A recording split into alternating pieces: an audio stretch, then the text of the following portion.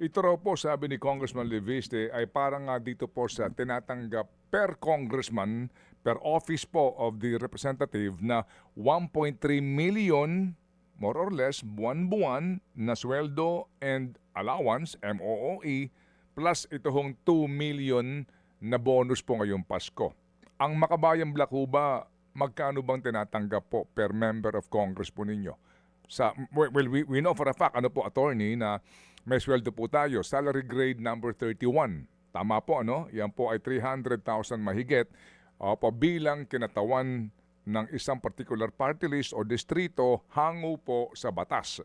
Pero doon po sa 1,000,000 daw po na MOOE o allowance. Wala tayong nakikitang ganyan, no? Sa bahagi po ng Makabayan Block, hindi lang kami nasa member ng minority na at the end of the day ay mas hindi talaga nakakita ng mga ganito.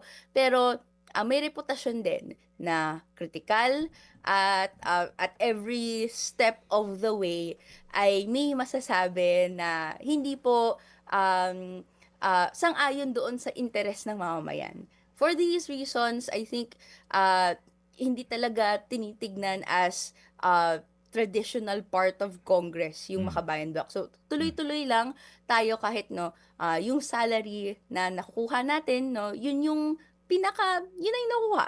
And sa bahagi ko naman, publicly ko naman din sinasabi, hindi ko po ito kinikip.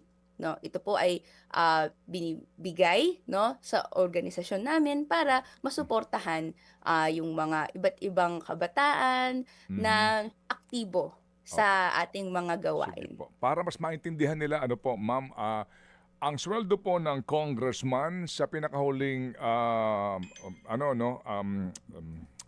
kasi by by tranche, I'm sorry, step. Sa step 6 ngayon, magkano, big boy? 300 something thousand, Opo, ang alam ko po, salary grade 314. number 31, step 8 ay 334,000. Legal po ito, ha? Ito po ay hanggo kasi nga nagkaroon na po ng salary standardization law. Lahat ng kawani ng gobyerno meron na pong level. Noong unang panahon kasi, ang sweldo ng congressman po, nung wala pa ito, more or less, pagkakaalala ko lang nasa mga 67,000 Mga ganun lang po yan. More or less po, kung tama ang aking pagkakaunawa 25 years ago. Ngayon po, 334,000 more or less. Ang sinasabi po ninyo, ma'am, kayo po mismo, ma'am, Attorney Rene Co, ang sweldong ito tinatanggap ninyo pero hindi nyo ginagasta, pinakikinabangan dahil ito ay ibinibigay ninyo sa inyong party list organization. Yun po yun. Tama po yun. Okay.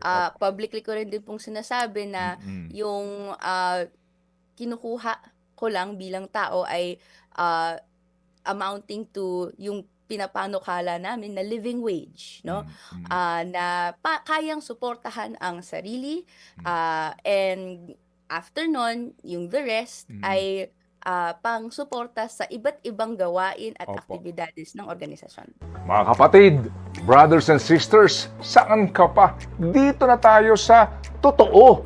Dito na tayo sa True FM. Mga kapatid, mag-subscribe and follow po kayo sa social media accounts ng True Network PH. Yan po kami, hanapin nyo lang True Network PH, Facebook, Instagram, YouTube, TikTok, and podcast.